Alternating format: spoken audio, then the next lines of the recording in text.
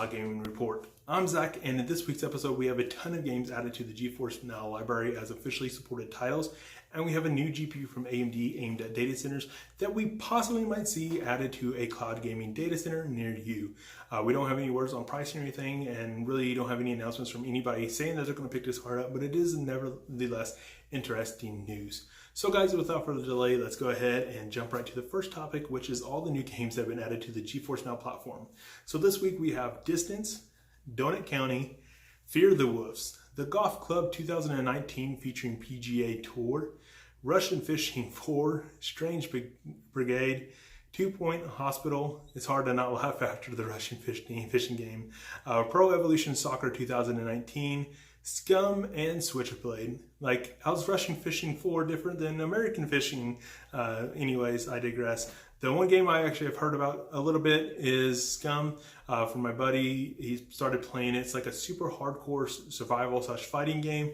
Definitely sounds interesting. It'd be interesting to see how that evolves. But if any of these games on this list are something that you'd be interested in me benchmarking or seeing how well it runs on GeForce Now or even any cloud gaming platform, please hit me up in the comments below if you're watching on YouTube, or hit me up on Twitter if you're listening to this in podcast form.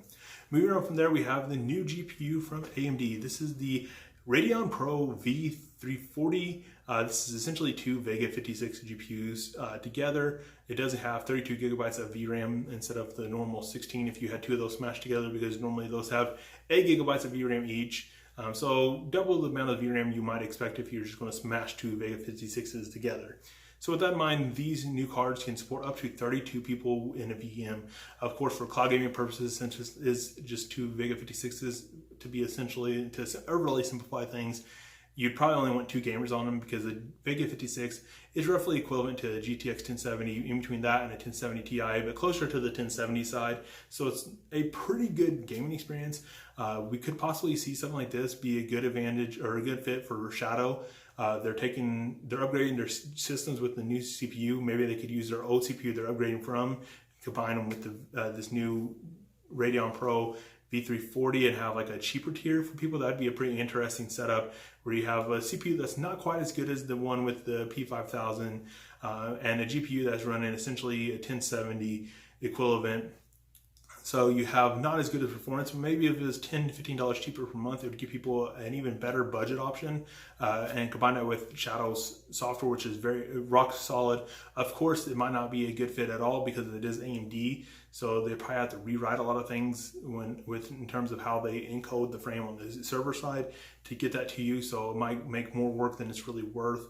It might just make more sense to throw a P4000 in their system, which is running NVIDIA, and it's already a Quadro card, so it might be an easier move than adding a P5000. So it's unclear if we'll ever see this in any cloud gaming setup. It's not super high end. It's not going to blow past the P5000 that we have with it, which is essentially equivalent to GTX 1080 in Shadow and Paperspace. So it's not the most advanced hardware. We're not sure if we'll ever see it, but it could be interesting news nonetheless. So depending on the price range, that'll really heavily dictate whether this is actually added. Maybe a new cloud gaming provider might prop up that's going to use AMD hardware. It'd be interesting to see running that with running a new Threadripper with 32 cores. You'd actually have some pretty good gameplay, I think, on that if you had a couple gamers with 8 cores each, maybe, or somewhere around there, have a very powerful machine. So it'd be interesting to see if any cloud gaming providers out there ever adopt AMD hardware with the GPU and CPU side. Of course, on the CPU side, they are much more advanced than they are on the GPU side. They're still lagging behind NVIDIA there. But it'd be interesting nonetheless to see someone else besides the Intel NVIDIA combo out there for cloud gaming hardware. So guys, that's about it for this week's episode. It was a rather short episode, but there wasn't a lot of news this week, and I just had an episode like 4 days ago. So as expected, not a ton of news. But once again, guys, thanks for watching or listening. I definitely appreciate all your support. Like or love or follow or subscribe, whatever the action is on the channel that you're watching, or the media player that you're watching, whether that's YouTube or your favorite podcast app. Once again, guys, thanks for watching or listening, and until next time, Zach out.